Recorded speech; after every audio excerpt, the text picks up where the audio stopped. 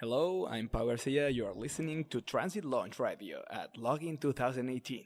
Wow, you make it sound really exciting. Thank you so much for coming to the Transit Lounge. How's your festival been so far? What have you been listening to, talking about? It has been really amazing. I actually wasn't expecting that amount of miscellaneous ideas and concepts, like from politics to like really technical stuff.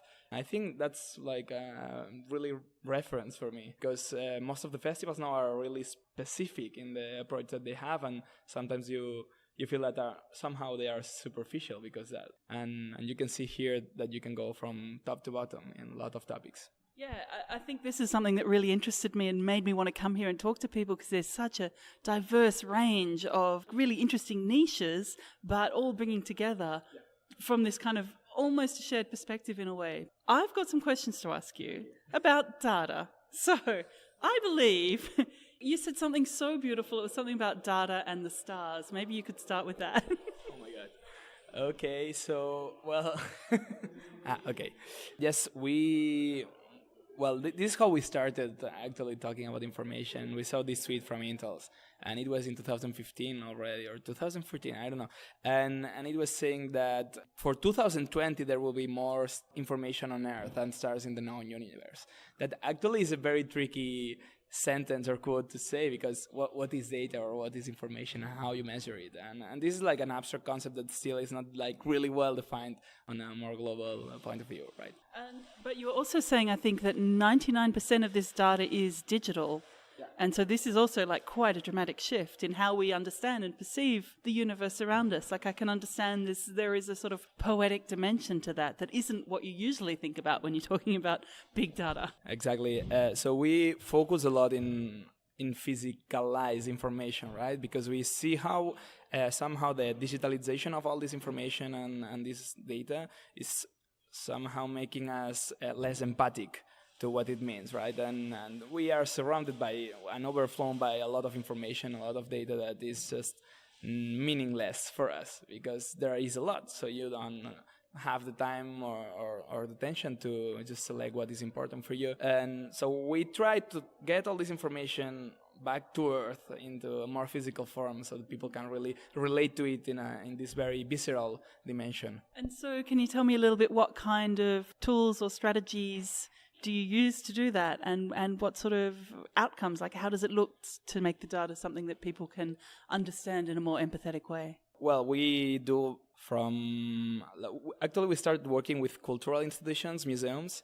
We started kind of making sculptures of data, right? But the first tool that we used, or the first thought we had, is that if you really want the people to understand information, you have to make them be part of it, right? So in most of the projects we do, we actually ask the people their opinion, and then we show them the rest of people's opinions, or we show them the reality or the context that are behind these opinions. And this way you make people really engage with the information, and it can be visualized from a sculpture until like a very physical, I don't know, infographic, something like this, yeah.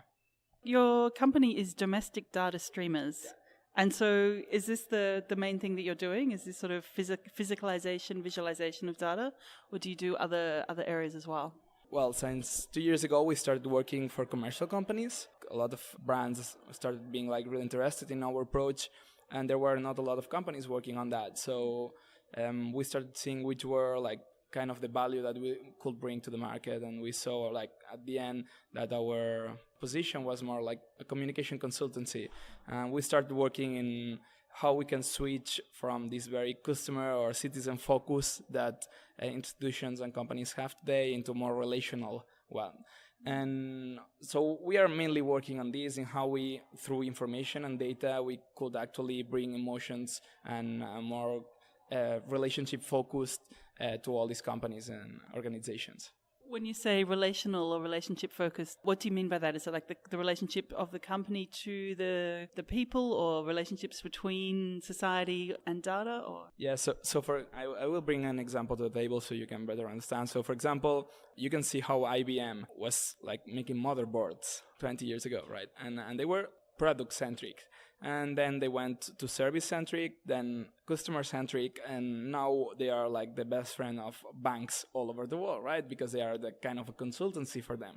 And they are creating products, but to a product that is daily used by them, right? And the same happens with Netflix or Spotify, that they are products that somehow you start creating this relationship. The Discover Weekly of Spotify is a good example. Every week, you receive a list of music that is specifically created for you and not for anyone else. This is like relationship-centric. It's focusing in yourself and kind of taking care of that. And we're trying to push companies and institutions, even city halls and municipalities, to think about communication in this way, that they don't have to just explain stuff. They have to hear and understand what the people really want to have.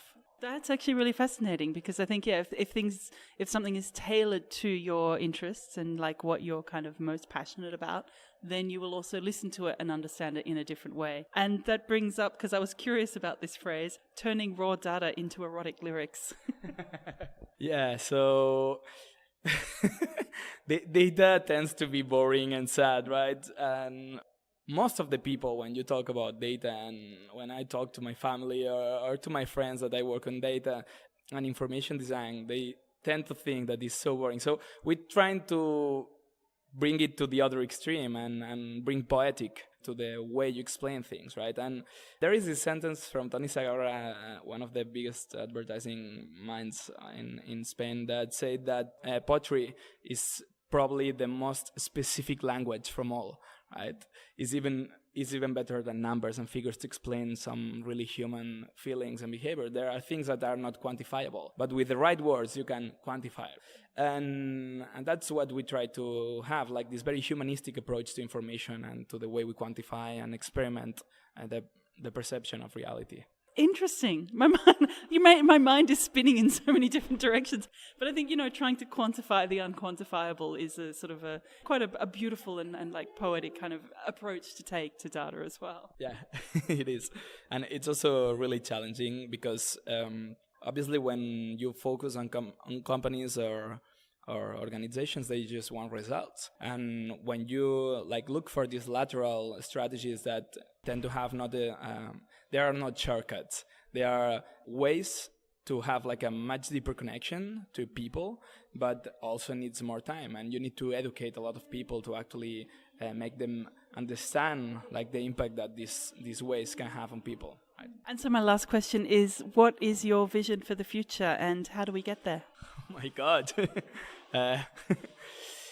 The vision of the future in which terms? I would say, okay, I'm quite optimistic, even if most of my friends are really dystopians and really think about the future, and you see what Google or Facebook or these huge companies are making to the information models today is quite scary. But I still think that people, if we educate people, if we educate societies, and we somehow feel and transform all these companies into more transparent organizations, we'll be able to somehow regulate and sort out all these evil minds behind that control most of the society today. But let's see. I certainly hope we all get there together. Thank you so much for coming to visit me in the Transit Lounge. It was really a pleasure to talk to you. Me too. Thank you very much.